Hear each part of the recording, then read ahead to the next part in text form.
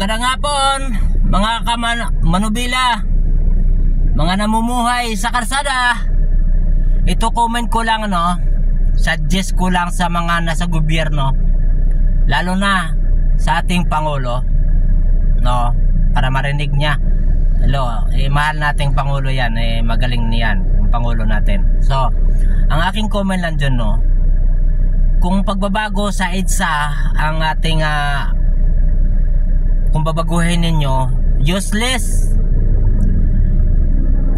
ang EDSA baguhin. Kapag binago ninyo 1 hanggang 5 buwan, 6 na buwan, taon, grabe po ang idudulot ng traffic sa Metro Manila. Unang-una, sa EDSA pa nga lang, pag nag-repair, kunti nga lang nire-repair dyan, kadulot-dulot ka, takot-takot ng traffic dyan sa EDSA. Ang pinakamaganda dyan, kasi kahit anong gawin dyan sa EDSA, kahit gawin mo pang marmol yan, hindi na palaparan yan. Gawin mo pang tiles pa lahat ng mga karsadang yan, hindi pa rin babago ang traffic sa Metro Manila. Ang pinakamaganda dyan, gawin na lang ninyo yung overpass para yung papadiretso papuntang Monumento, Valenzuela, Malabon, SM North, bigyan na lang ng ng exit kaysa baguhin mong EDSA. Wala, useless lang din ang pera ng taong bayan dyan.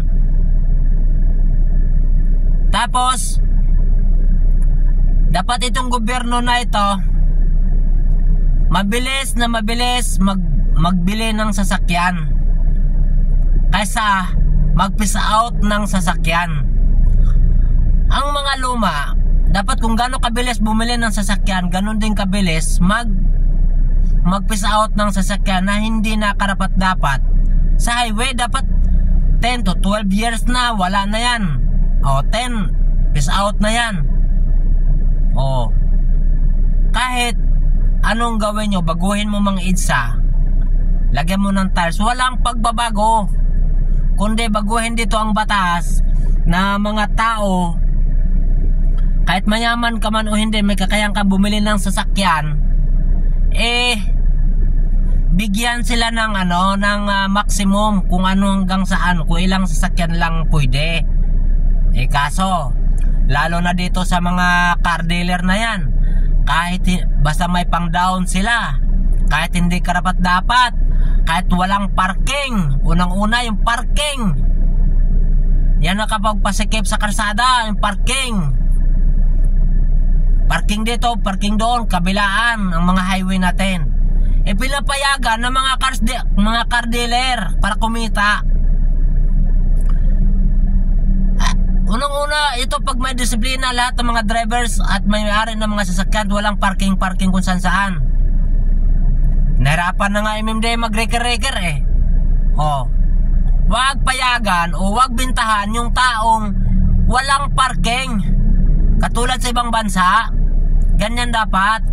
Kahit mayaman ka pa, kung wala kang parking, hindi ka pagbintahan. Kahit mayaman ka pa, tapos sobra-sobra na yung sakyan mo, wala, traffic pa rin. Kaya dapat baguhin yung style. Huwag bintahan yung kahit may pera ka, wala kang parking. At itong mga car dealer na ito, dapat bigyan sila ng sanksyon. Kasi yung mga ahente dyan sa car dealer na yan, sila maghahanap ng paraan para ma-approvean, makapag-loan sa bangko ang mga taong walang mga parking. At sobra-sobra na yung mga kanilang mga sasakyan. At ang kanilang mga lumang sasakyan, pinaparking kung saan-saan. Diba, naka-obstructs ng daanan ng ng karsada, ng daanan ng sakyan. So traffic, kung gusto nyong maluwag ang traffic ng Metro Manila, bigyan nyo ng sanksyon ang walang mga parking. Yan. nandyan naman, lalo na itong Grab na ito, sobrang dami na ng mga Grab na yan. Kahit walang mga parking, sige lang, utang ng utang. O, di kumita ang mga car dealer, pasigip ng karsada. Ang mga luma dyan, iniiwan lang sa karsada, parking ng parking. Pero, lalo na kung kaibigan ng barangay, yung mga barangay na mga barangay kupitan, wala rin kwenta, lalo na dyan sa Onyx area. Yung Onyx na lang sa Manila, sa 4 na lane yan ang isang way o 3 lane.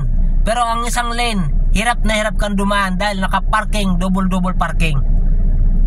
So wala, kahit anong gawin natin, kung tao dito at mga driver at may-ari ng sakyan, walang disiplina at walang parking, wala pa rin kahit anong gawin ninyo. Gastos ng gastos lang kayo sa taong bayan. At dyan sa EDSA na yan, yung ingkak na lang, useless din yan. Alam mo bakit? Useless yan at mahirap sa mga taong mga mahihirap. Diba? Lagi natatamaan. Ang mga mayaman sigurado okay lang sa kanila, mayaman sila eh.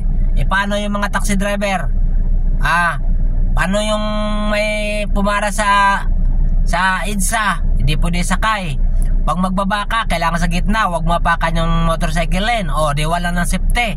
O, kayo nagbigay ng walang safety yung mga pasahero. O, di ba?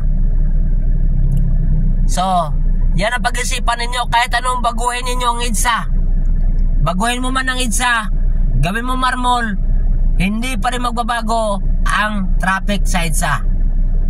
Kaya, ang gawin niyo, gumawa kayo ng tulay hanggang saan, bigyan mo na ng exit point at saka entry point kung saan magbaba. O, di maluwag, kasi baguhan yung EDSA. Diyos ko, ang daming umingiti yan, lalo na yung DPWH na yan.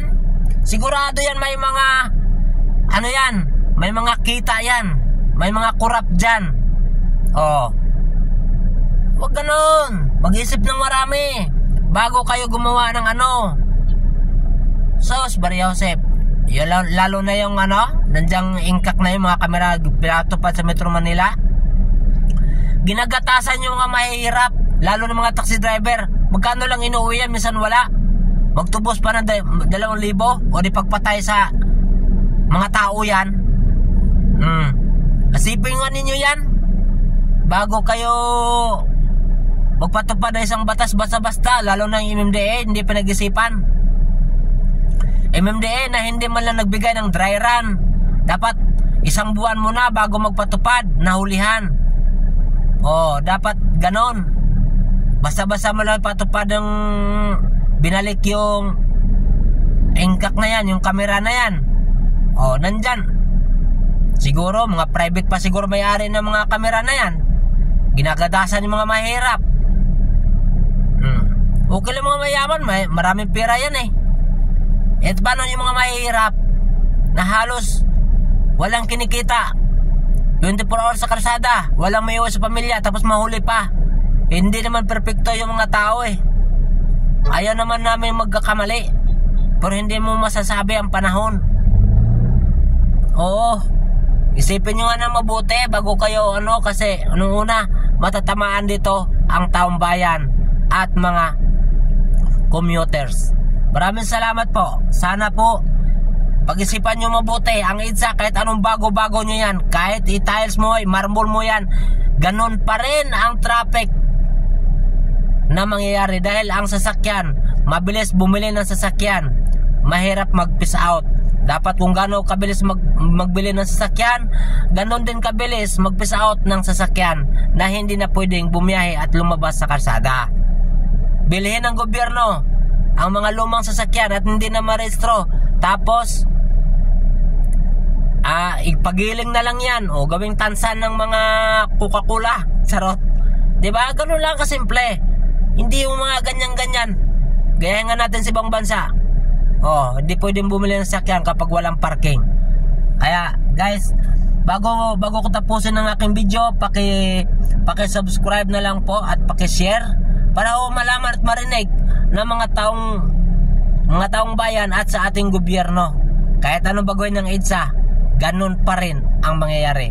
Bye-bye!